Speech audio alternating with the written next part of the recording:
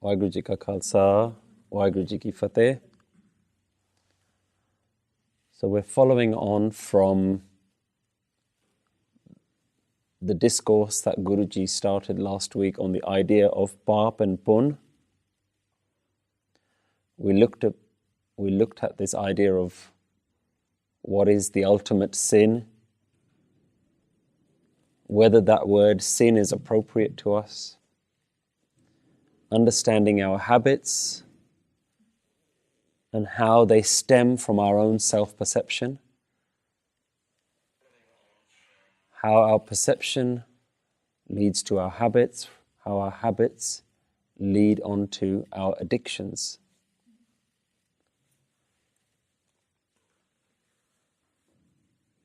And so Guru is now going further on this journey and clarifying the importance of going further and deeper into understanding ourselves.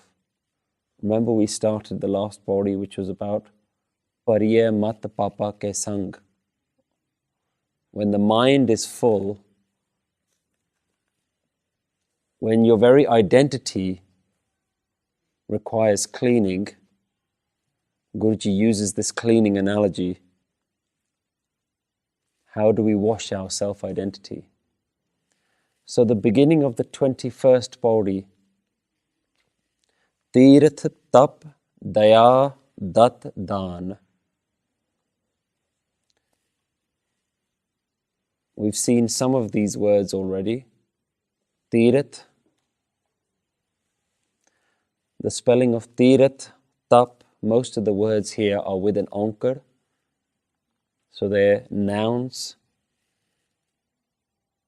So Guruji is talking about the very idea of a tirth, not going on a tirth, that would be spelt with a sihari.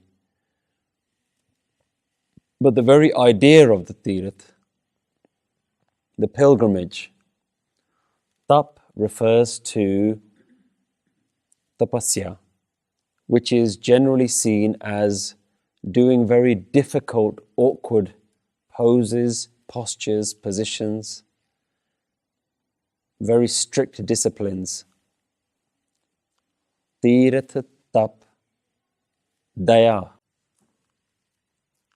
Daya. Daya is compassion. Dat is dat,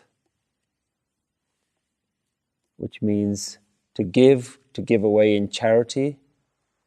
And dan is also a similar word, dat dan, which also means giving away and also means things like religious offerings.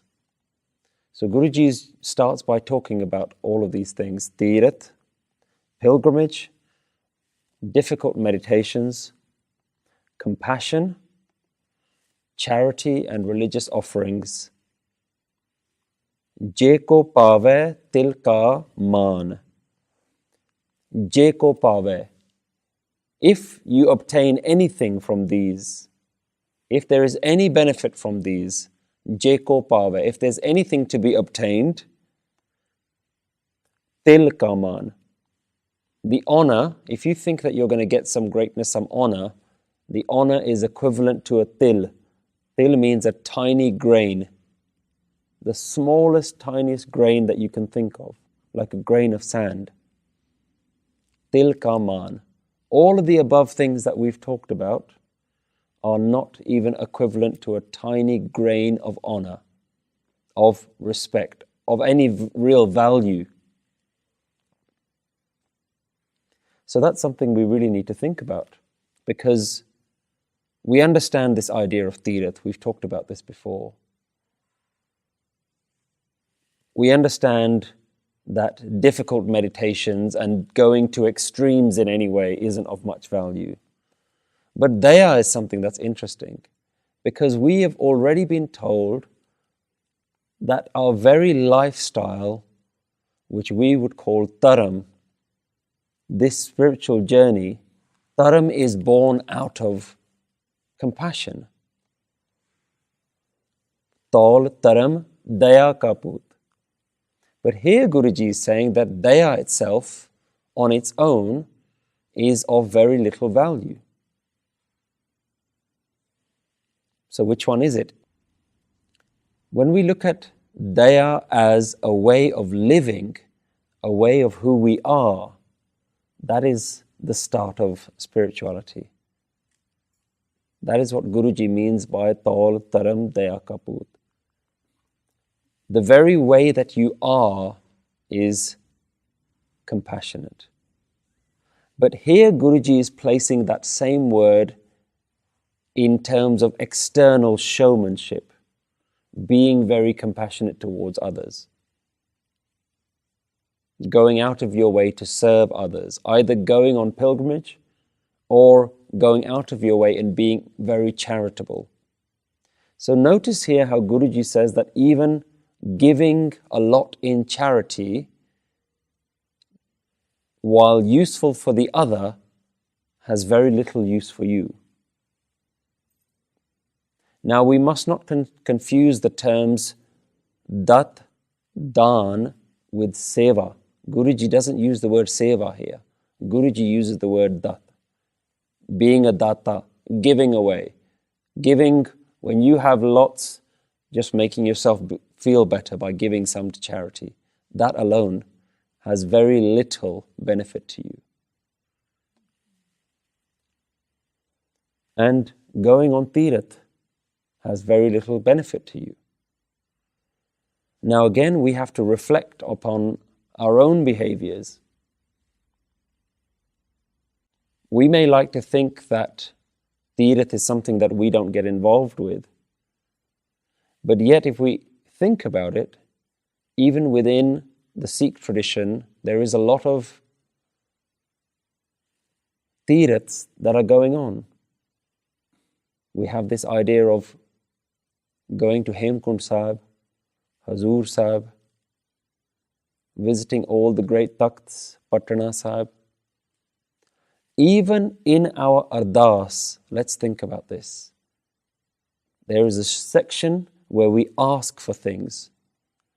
We talk about Sikhanu Sikhi Dan, give us Gursikhi Jivan, Kes Dan, the blessing of having our hair, Bibek Dan, having intellect, Parosa Dan, having faith, Naam Dan, and then what do we ask for after that? Sri Amritsar Sahib Ji ke Darshan Ishnan. Guruji is telling us that going on Tirath is of very little, if any value.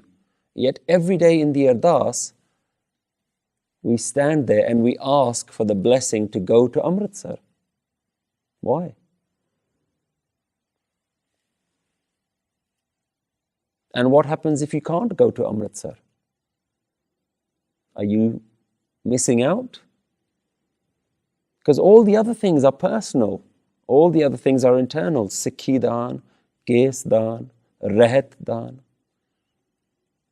It's all about you and your lifestyle. Naam Dan, that's about how you live. Why is it important to go to Amritsar? Why do we ask for that? Is that not another Tirath? Something for us to think about.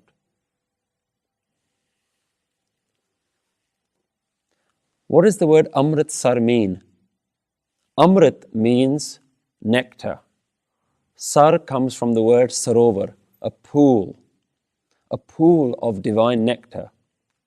And we're saying, Sri Amritsar Sahib Ji ke darshan ishnan. Let me have darshan of this and let me bathe in it. Sounds very much like a pilgrimage. But the people who wrote the Ardas were very selective of the word that they used. They didn't say Darbar Sahib di Darshan. They didn't say Harmandir Sahib Darshan. They said Darshan of Amritsar. Amritsar is a city, right? It's a pretty big city. You can go spend a lot of time with Amritsar and go nowhere near Darbar Sahib. But in our Ardas, we ask for Amritsar Sahib Ji ke Darshan. Let me see Amritsar and let me bathe in Amritsar. So we have to understand what is being asked for here. And to do that, we have to understand what the Guru says is Amritsar. Remember that the pool started to be dug by the fourth Guru, Guru Ram Das Ji. And the final construction was completed by the fifth Guru, Guru Arjan Dev Ji. And only then was the Granth, the Granth placed there. But you've got the third Guru before any of the project started talking about Amritsar. Guru Amar Das Ji says, Satgur hai Amritsar sacha. The true Guru is the permanent sarovar of nectar. The Guru is Amritsar. Satgur hai Amritsar sacha. Man nave mail chukavaniya. The mind bathes in the pool of Guru and all its filth is lifted. The third Guru is saying that. So, well before Guru Ram Das Ji started the project of Amritsar, the clarity is already being given to us by the third Guru that the real Amritsar that you must bathe in is the Guru. Satgur hai Amritsar sacha, the permanent Amritsar. Here the word sach, sacha means permanent. The Guru is the permanent pool of nectar. And it's very important to understand that the Guru is always going to be the Amritsar. Because we don't know what's going to happen to that town in India. Political things change all the time. Over time, how many towns have been created and have been abandoned? But just because the town of Amritsar at some point in the future may not exist, doesn't mean Amritsar doesn't exist. Because the Guru is always Amritsar. The fourth Guru, Guru Ram Das Ji, says something similar. Satgur Purkh Amritsar. The Guru, the being of the Guru, is the Sarovar of Amritsar. Vadpagi Navhe Aaye. Only the great fortunate ones come and bathe in this pool. So even in our Ardas, let us not think that the Ardas is to go to the town in India. And that's not to say that we shouldn't go there. There's nothing wrong with visiting these places. After all, our Gurus created those places. But don't take that to be your tirath. Go there, visit there, learn, see what the Guru created. It's a blessing to be in that town, to be surrounded by that very presence of the Guru there. Knowing that your Guru has walked on that land. But don't think that by visiting there that you've earned some brownie points. If that becomes your tirath, Guruji says that this is til ka maan, a tiny bit of honor, a tiny bit of value that you get from that. Go there, learn your history, understand what the Guru created. But there is an Amritsar that we ask for every day. And that Amritsar is the Guru. Bathe in that Guru. Bathe in that message